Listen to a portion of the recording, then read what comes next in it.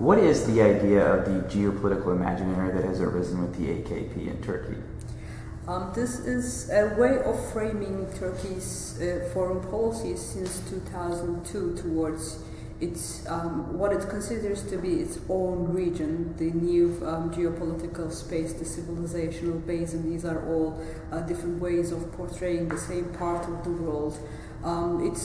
It's sometimes called the former Ottoman geopolitical space as well. This is a way of portraying this part of the world as our area of influence, and these are our close friends, and these are our neighbors, and these are the rest of the world, kind of framing Turkey's foreign policies. So it's a way of framing foreign policy in the AKP period.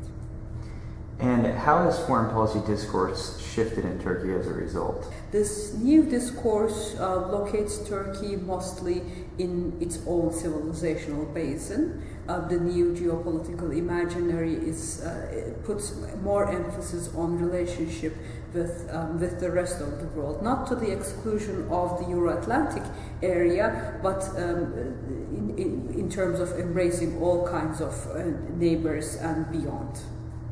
And finally, how has this new discourse affected both the domestic and international realm?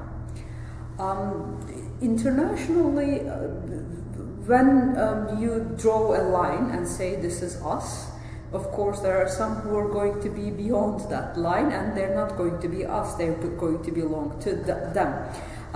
These kinds of always drawing lines, as with the European Union, for instance, there are those who are in there or those out, and relationships are defined accordingly. So this new way of defining us and them is going to have implications for those who don't necessarily belong. If Turkey is going to assume leadership of its own civilizational basin, and it's going to be protective towards its, those who belong to the same civilization, it's going to strain its relations for those who are not necessarily on good terms in terms of the dispute between Azerbaijan and Armenia, for instance, or between the Palestinians and Israelis, or any of the other kinds of tensions may come up internationally as well. If these kinds of strong dividing lines are always problematic when it comes to foreign policy discourse.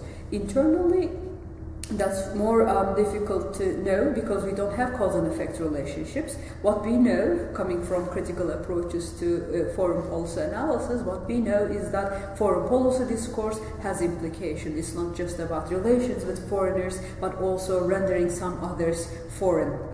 This is from critical foreign policy literature, and it's bound to have implications for domestic politics as well, because the lines of civilization, who belongs to the civilization, are very clearly defined, and so long as we don't open discussions about plurality of views within civilizations, this may have implications for domestic politics. But if discussions are opened up as to what are our values, are there multiplicity of values available, if we can have power-knowledge discussions, who shapes knowledge, who shapes who we are, those kinds of discussions, this may not necessarily have those kinds of implications. So it all depends on how this is handled in the near future.